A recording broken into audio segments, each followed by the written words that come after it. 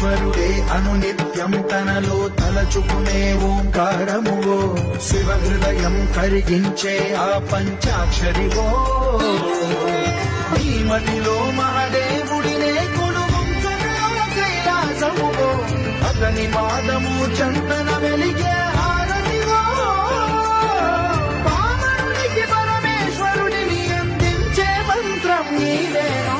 చింతన తోంతన ధీంతన తోంతన నటరాజుకి నట భంగిమవో